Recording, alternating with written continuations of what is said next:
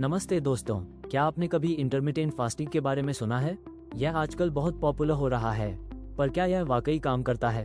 और सबसे जरूरी सवाल, क्या यह आपके लिए सही है? आज के वीडियो में हम इसी सच का पता लगाएंगे। तो इंटरमिटेंट फास्टिंग आखिर है क्या? इसे डाइट समझने की भूल न करें। ये डाइट नहीं बल्कि एक ईटिंग पैटर्न है। इसमें यह मायने नहीं रखता कि आप क्या खाते हैं, बल्कि यह कि आप कब खाते हैं। ये खाने और फास्टिंग यानी उपवास के बीच एक साइकिल बनाने के बारे में है। इंटरमिटेंट फास्टिंग करने के कई तरीके हैं, पर 3 सबसे पॉपुलर हैं। पहला है 16/8 मेथड, जिसमें आप दिन के 16 घंटे फास्ट रखते हैं और 8 घंटे के दौरान खाते हैं।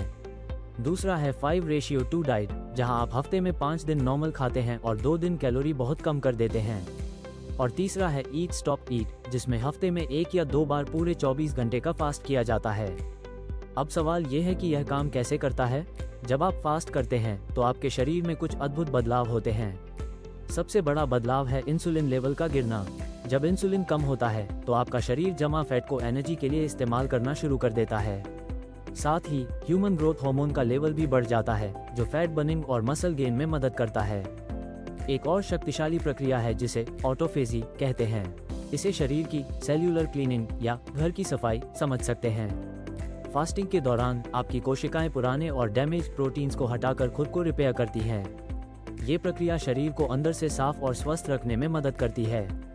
तो फायदों की बात करते हैं। सबसे आम फायदा है वजन कम होना। क्योंकि आप कम समय के लिए खाते हैं तो अक्सर आप कुल मिलाकर कम कैलोरी खाते हैं। साथ ही हार्मोनल बदलाव आपके मेटाबॉलिज्म को भी बूस्ट कर सकते हैं, जिससे वजन घटाना आसान हो जाता है। लेकिन फायदे सिर्फ वजन घटाने तक सीमित नहीं हैं। रिसर्च बताती है कि इंटरमिटेंट फास्टिंग ब्रेन हेल्थ के लिए भी अच्छा हो सकता है। ये BDNF नाम के ब्रेन हार्मोन को बढ़ा सकता है, जो नए न्यूरॉन्स बनाने में मदद करता है। इसके अलावा ये हार्ट हेल्थ के लिए भी फायदेमंद हो सकता है, जैसे ब्लड प्रेशर और कोलेस्ट्रॉल को सुधारना। अब सिक्के का दूसरा पहलू देखते हैं, इसके नुकसान और रिस्क। शुरुआत में भूख लगना, सिरदर्द या थकान महसूस होना आम बात है। दोस्तों के साथ डिनर या पार्टियों में तालमेल बिठाना भी एक चुनौती हो सकता है। और सबसे जरूरी बात, ये हर किसी के लिए नहीं है। कुछ लोगों को इंटरमिटेंट फास्टिंग करते समय बहुत सावधान रहना चाहिए या इसे बिल्कुल नहीं करना चाहिए।